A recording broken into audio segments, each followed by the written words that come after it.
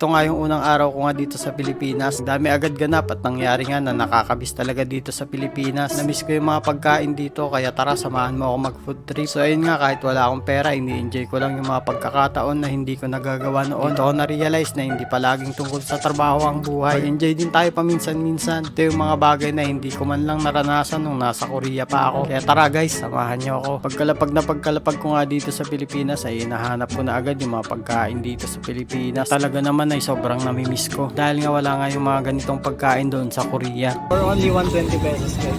Try natin kung gaano kasarap dito.